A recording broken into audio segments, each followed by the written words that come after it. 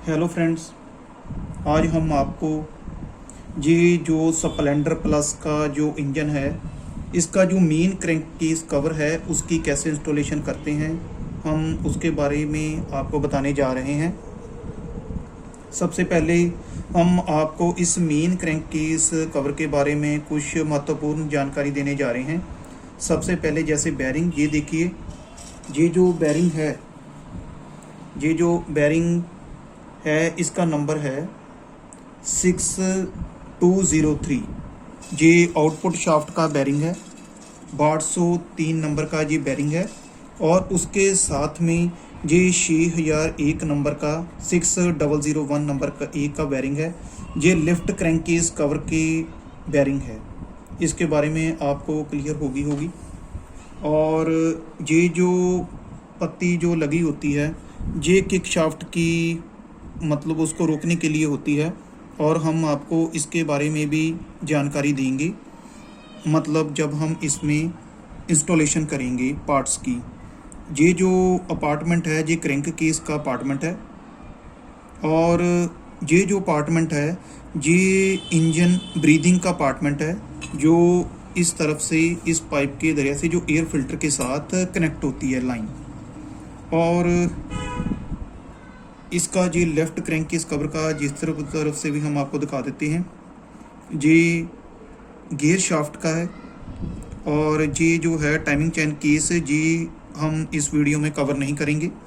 और ये output shaft की पोर्ट है, जहाँ पर सील लगी होती है और जहाँ पर जो चैन की स्प्रॉकेट लगी होती है 14 तीत की, जो हमारी मेन अपना जो है रियर व्हील अपने जो व्हील के साथ मतलब जो इंटरकनेक्ट होती है। और इसके बारे में ये तो लेफ़्ट क्रैंक केस कवर, जो इसको मेन क्रैंक केस कवर भी कहते हैं। और ये जो है इसका राइट क्रैंक केस कवर है, इसके बारे में भी हम आपको जानकारी जो दे देते हैं। देखिए, ये जो बैरिंग है, ये बैरिंग है 1201 नंबर का। देखिए, ये हम आपको बाहर निकाल के भी दिखा देते हैं। इसका जो नंबर है 6201। ये जो आउटपुट शाफ्ट का इंटरनल बैरिंग है। और ये जो क्लच शाफ्ट का जो आउटपुट जो बैरिंग है, ये बिल्कुल 6203 नंबर का जो बैरिंग जो जहाँ पर लगता है, मतलब 6203 के दो बैरिंग होते हैं। एक ये जो इनपुट शाफ्ट की आउटपुट में लगा होता है, और एक आउटपुट शाफ्ट की आउटपुट में लगा होता है 6001 6201। इसके बारे में आपको बैरिंग के बारे में नॉलेज होगी। और अब हम आपको इसकी एक रफली इंस्टॉलेशन के बारे में बता देंगे, और इसी तरीके से हम इसको परमानेंट जो इंस्टॉलेशन, देखिए अब हम आपको इसकी इंस्टॉलेशन के बारे में बताएंगे। सबसे पहले ये जो है ये आउटपुट शाफ्ट है। इस आउटपुट शाफ्ट हमने किसी प्रॉब्लम के कारण निकाली थी, और वैसे हम आपको इसके बारे में थोड़ी सी जानकारी दे देते हैं। इसकी आउटपुट शाफ्ट जो इसकी सबसे पहले ये बड़ी वॉशर लगती है, और इस स्प्रॉकेट में एक बुश आता है। हम इसी सभी को डीअसेंबल करके आपको नहीं बता रहे, अगर इसके बारे में आपको नॉलेज चाहिए तो हम किसी और वीडियो में दे देंगे। ये आउटपुट शाफ्ट में ऐसे फंसा होता है। और एक चीज़ याद रखें, ये जो इसका जो कट वाला साइड है ये बाहर की तरफ आएगा ऐसे, और ये इसमें एक वॉशर आएगी, और इसकी इनवर्स डायरेक्शन में भी एक वॉशर होती है। और ये जो अपने स्प्रॉकेट है ऐसी निकल जाती है। ये 4th गियर की स्प्रॉकेट है, ये भी निकल जाती है। इसको ऐसे इंस्टॉलेशन करता होता है। ये जो खांच बने होते हैं इस पोल के अकॉर्डिंगली ये गियर जो डलता है। देखिए, ये है आउटपुट शाफ्ट, और ये है इसकी इनपुट शाफ्ट। एक चीज़ और हम आपको बता देते हैं, ज़्यादातर स्प्लेंडर बाइक में जो गियर की स्प्रॉकेट होती हैं ये इनपुट शाफ्ट की ख़राब होती हैं। जैसे ज़्यादातर ये देखो, ये सेकंड गियर की स्प्रॉकेट है, इसके दांते ख़राब हो जाते हैं। जैसे हम आपको दिखा देते हैं, ये वॉर्न हो चुके हैं। ये देखिए, ये अपने खांच बने होते हैं। स्प्लेंडर प्लस बाइक में यही स्प्रॉकेट सबसे ज़्यादा मतलब जो वॉर्न होती है, और इसी का दाम काफ़ी ज़्यादा है, 600 रुपीज़ के आसपास में जो पड़ती है। और वैसे इस स्प्रॉकेट में और भी मतलब थोड़ी सी प्रॉब्लम है। ये देखो, जैसे ये खांच बने ऐसे ये खांच, मतलब जब भी आप गियर बॉक्स का काम करो तो आपको ये चीज़ें चेक कर लेनी चाहिए। और इसे हम शिफ्टिंग फॉर्क्स कहते हैं। ये भी स्प्लेंडर के बहुत ज़्यादा ख़राब होते हैं। ज़्यादातर जब भी हम इंस्टॉलेशन करते हैं तो देख लेना चाहिए, ये जहाँ से कटते हैं, ये देखिए जैसे ये कटे हुए हैं, हमने चेक करना है। अगर तो ये कटे हुए हैं तो हमने इसको रिप्लेस कर देना है, नहीं तो मतलब ऐसे ही रहने देना है। और देखो, ये इसका गियर ड्रम है, और ये देखो ऐसे ये शिफ्टिंग फॉक्स इसमें डली होती हैं। ये न्यूट्रल की पत्ती है जो कॉपर की होती है, और ये मतलब शिफ्टिंग ड्रम के ये गियर शिफ्टर है, इसके बारे में भी हम आपको बताएंगे। और सबसे पहले इस गियर है इसको बिठाना कैसे है जी हम आपको बताने जा रहे हैं। गियर शिफ्ट बिठाने के लिए ये देखिए, जो आउटपुट शाफ्ट इनपुट शाफ्ट को हम ऐसे पकड़ेंगे। ये जो छोटा सिरा है हम इसको इस तरीके से लगाएंगे। ये देखो ऐसे हो गया। जैसे ये आउटपुट शाफ्ट में ये जो साइड जाएगी, ये जहाँ पर आएगी, इसके अकॉर्डिंगली हमने इसको सेट कर लेना है। ये ध्यान में रखना है, ये जो वॉशर है ये गिरनी नहीं चाहिए, बहुत इंपॉर्टेंट पार्ट है जी। देखिए जी ऐसे लगेगी। और हमने जो शिफ्टिंग जो ड्रम है उसको ऐसे सेट करना है। ये जो शिफ्टिंग ड्रम है इसको हमने सेट कर लेना है। देखो, ये जो फॉक्स है ऐसे एक इसमें डल जाएगी और एक इसमें डल जाएगी। ये देखो, ये सेट हो गया। देखो, ये ऐसे सेट हो जाता है। और इसको कंप्लीट हमने इसमें डालना है। कैसे डालना है ये देख लीजिए आप।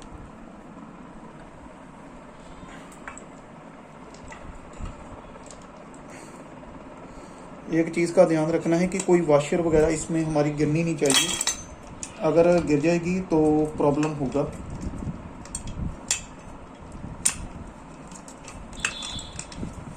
जैसे हम आपको इंस्टॉलेशन करके बता देते हैं।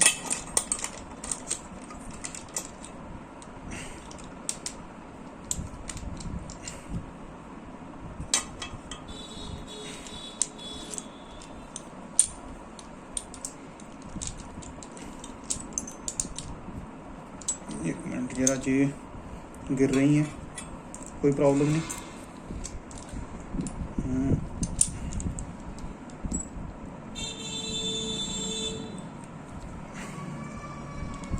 ये जो फॉर्क्स इसमें से निकल गई है, इसको हम बिठा लेते हैं दोबारा।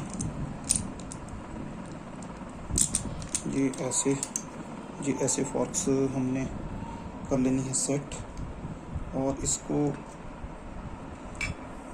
इसे खांच में बिल्कुल ध्यान से डालने हैं। और ये देख लीजिए, ये देखो ये सेट हो गई है।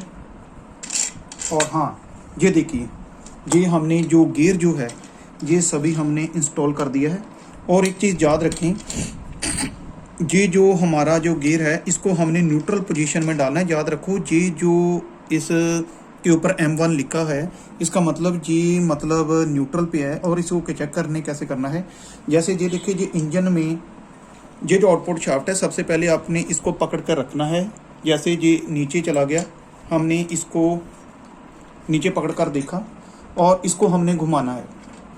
घुमाने पर ये देखो, अगर तो ये दोनों स्प्रॉकेट नहीं चलती तो आपने समझ लेना है कि आपकी गाड़ी न्यूट्रल में है। और एक चीज़ और ध्यान में रखना, जैसे गाड़ी न्यूट्रल में होगी, ये दोनों स्प्रॉकेट और सबसे नीचे वाली ये जो दो स्प्रॉकेट है ये ही घूमेंगी। ये देखिए, इसकी मूवमेंट हो रही है, ये देखिए, इसका मतलब ये न्यूट्रल पे है। आपने फर्स्ट गियर डालना है, इसको इस तरफ लेके जाना है। और याद रखो, जैसे ही हम फर्स्ट गियर डालेंगे, ये जो स्प्रॉकेट है आउटपुट शाफ्ट में लगी, ये जो सबसे नीचे बड़ी स्प्रॉकेट है इसमें लगेगी। और ये इनपुट शाफ्ट की जो सबसे ये मतलब स्प्रॉकेट है, इसके साथ मिलकर ये फर्स्ट गियर बनेगा। कैसे बनेगा? सबसे नीचे इनपुट शाफ्ट की और ये आउटपुट की ये जो दो गरारियां हैं इसको इसे इसमें, और सबसे नीचे ये फर्स्ट गियर है। जैसे हम डाल के बता देते हैं आपको, ये गरारी जो नीचे जाएगी, ये सबसे पहले हम इसको घुमाएंगे,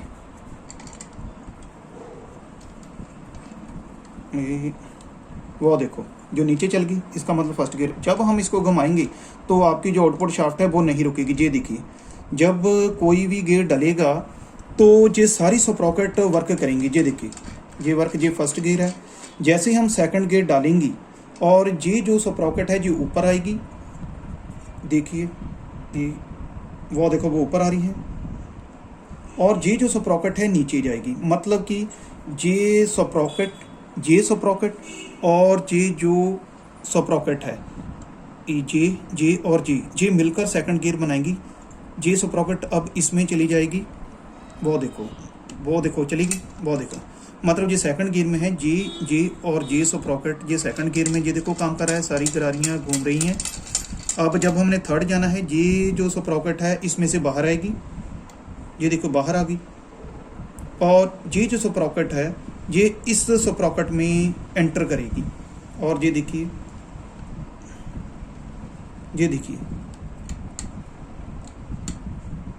मतलब जे और जे थर्ड गियर हो गया।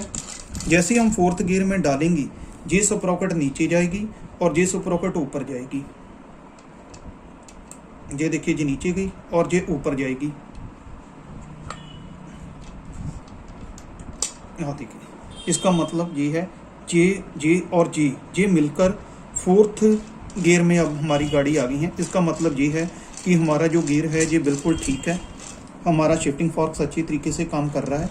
और जैसे हम न्यूट्रल करेंगे फिर ऐसे ही होगा। ये देखिए, थर्ड, सेकंड, और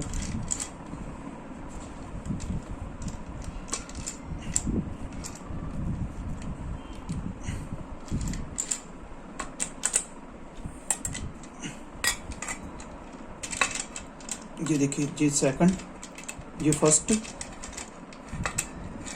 ये अभी हमने अच्छी तरीके से इसको मतलब कसा नहीं हुआ है, इसलिए ये प्रॉब्लम हमको दे रहा है। ये देखिए, ये न्यूट्रल हो गया। देखिए, ये देखिए, ये न्यूट्रल पोजीशन है। ठीक है जी, ये समझ में आ गया। इसका मतलब हमारा गियर, इसके बाद में हम गियर जो हमारी जो किक शाफ्ट है उसको बैठाएंगे। सबसे पहले ये देखो, इसमें वॉशर होती है। इस किक शाफ्ट को बैठाने का तरीका ये होता है, ये जो हमारा इसकी साइड है ये जहाँ पर अटकेगी और ये जो स्प्रॉकेट है सबसे नीचे जाएगी। ये देखिए, इसको सेट करने का बिल्कुल आसान सा तरीका है। ये देखिए, ये चल गई, और ये ठोकर को हमने बस जहाँ पर रोक देना है जहाँ तक जाती है। ये जो वॉशर है हमने इसको डाल देना है, और ये जो हमारी क्रैंक शाफ्ट है इसका जो टाइमिंग चैन की जो स्प्रॉकेट है वो हम नीचे करेंगे। ये इसमें ऐसा ही बैठ जाएगी। इसको हमने सेंटर में रखना है। ये देखिए, जब हम इसको डालेंगे तो एक बात में ध्यान रखना है, जैसे ये जो कनेक्टिंग रॉड है हमने इस तरफ इस लगा लेनी है। ये देखना है, इसका जो हाफ है ये बिल्कुल इसके हाफ में आता है। जो दूसरा जो सेकेंडरी जो चैम्बर है वो जहाँ पर, इसका मतलब ये हाफ, किसका मतलब हमारी जो क्रैंक शाफ्ट है वो अच्छी तरीके से बैठ गई है। ये इसमें टाइट नहीं होती, बिल्कुल लूज ही होती है। इसकी इंजन में इंस्टॉलेशन में आपको कोई प्रॉब्लम नहीं। फिर आपने एक बार इसको घुमा के देख लेना है कि ये फ्रीक्वेंटली वर्क कर रही है। देखो जी, इसमें बस इतना काम है। ये हमने जब भी इसकी इंस्टॉलेशन करनी है तो जो लिफ्ट क्रैंकेज कवर है उसमें से इंस्टॉलेशन करनी है। इंस्टॉलेशन करने से पहले ये हम ओपन कर लेते हैं, क्योंकि ये हमारा जो राइट साइड का चैम्बर है उसमें फिट होता है। देखिए जी, हमने ओपन कर लिया। एक चीज़ का वॉशर का ध्यान रखना है, इसमें एक वॉशर जो किक शाफ्ट में होती है और एक जो वॉशर है आउटपुट शाफ्ट में होती है।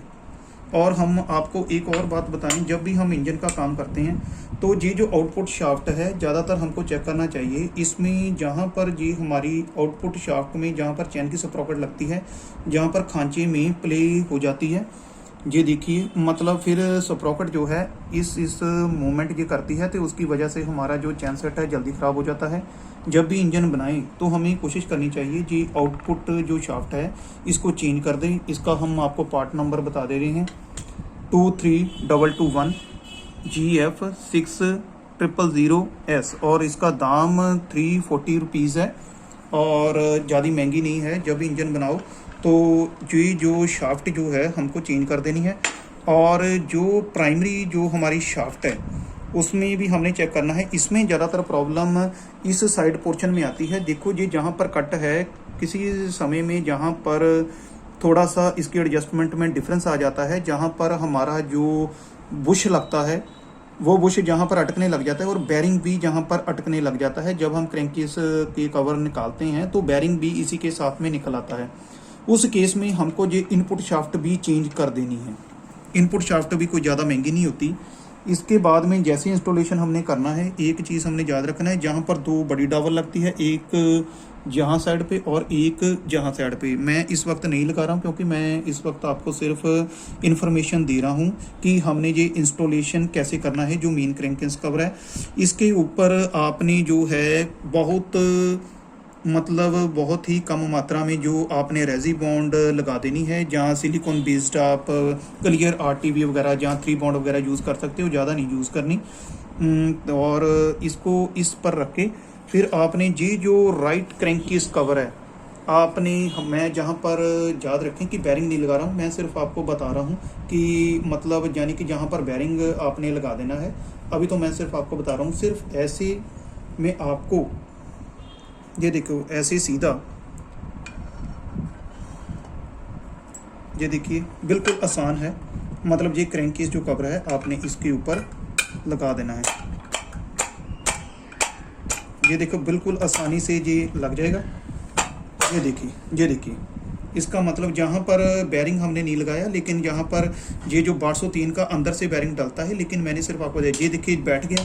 ये देखिए ये मतलब क्रैंक भी बन गई। जब ऐसे मतलब यानी कि हो गया तो आपने क्या करना है, जी जो मतलब बेस जो है आपने इसको लगा देना है यहाँ पर। और याद रखें जहाँ पर 4 पिन लगती हैं और जो मैंने अभी नहीं लगाई, और ऐसे में ऐसे लगा के ऐसे लगा देनी है आपने। और इस नट को 10 mm की टी मतलब गोटी के साथ आपने इसको टाइट कर देना है। और इसकी टाइमिंग मैं आपको पहले बता चुका हूँ और वीडियो में आप मेरे अविनाश परब का जो चैनल है आप उसको सब्सक्राइब कर लें और उसमें यानी कि इसकी टाइमिंग देख सकते हैं। लेकिन फिर भी मैं आपको रफली आइडिया बता देता हूँ। आपने ये जो है ऐसे ये शाफ्ट जो है ऐसे तैयार कर देनी है। जहाँ पर ये जो मतलब डॉट बना हुआ है, इस डॉट को आपने इस क्रैंकीस कवर में ये देखिए ये डॉट है इसके इक्वलेंट लाना है। और इसको करने के लिए आपने ये देखो ऐसे डालनी है। ये देखिए मतलब ये देखिए ये इसका डाउट है, ये डाउट और वो देखो वो डाउट, ऐसे मतलब ऐसे नीचे लेके जानी है। और ये जो ठोकर है जहाँ पर लगेगी आपने धीरे धीरे ऐसे वहाँ पर ले जाना है और इसको आपने इस जहाँ पर लगा देना है। और ये देखिए ये बिल्कुल सही होगी। फिर आपने इस किक को ऐसे ये देखिए ये काम करने लगी, मतलब ऐसे लगा देना है। और इसके बाद में सिर्फ जो लॉक प्लायर की मदद से ये जो इसको आपने इसमें जहाँ पर इंस्टॉल कर देना है ताकि यानी कि ये जो है बाहर ना आए। ये सिर्फ मैं आपको इन्फॉर्मेशन दे रहा हूँ कि ऐसे क्योंकि इंस्टॉलेशन ये देखो ये काम कर रही है।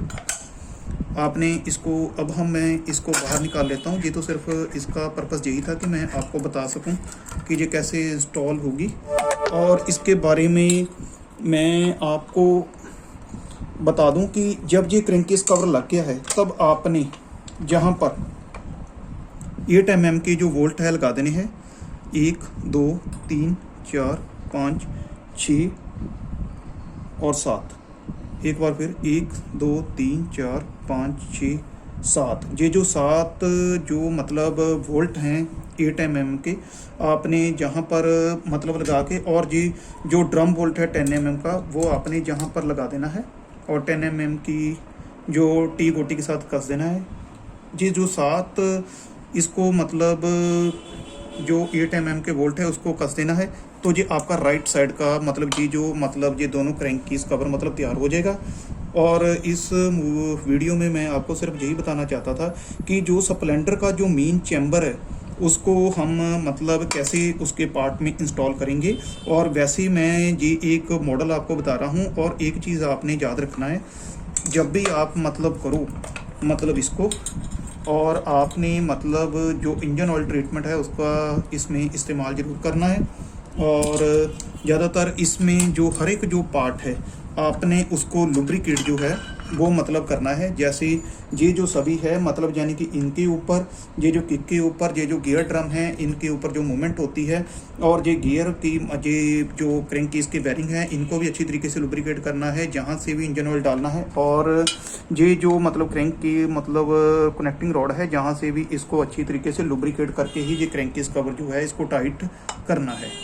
अगर आपको इसकी इंस्टॉलेशन में कोई और भी मतलब जो आप कमेंट करके मुझको पूछना चाहते हो पूछ सकते हो, और इसमें कोई भी प्रॉब्लम नहीं है। और अगर आपको किसी भी तरह का कोई भी और नॉलेज लेनी हो तो आप मुझको कमेंट करके पूछ सकते हो। और आप ऐसी ही टेक्निकल वीडियो देखने के लिए मेरा जो चैनल है अविनाश परब का, आप उसको सब्सक्राइब कर लें। और आपको ऐसे ही मतलब मेरे चैनल पे जो लेटेस्ट जो वीडियो है वो आपको मिलती रहेंगी। और आपको एक और बात बतानी थी जो मैं बताना चाहता था, ये जो स्प्लेंडर की जो कनेक्टिंग जो मतलब जो ये क्रैंक शाफ्ट है, इसका जो वेट होता है 2 kg होता है। मतलब ये 2 किलो की मतलब जो इसमें क्रैंक शाफ्ट लगती है, आपके नॉलेज में होना चाहिए कि इसका वेट कितना होता है। Okay, thank you.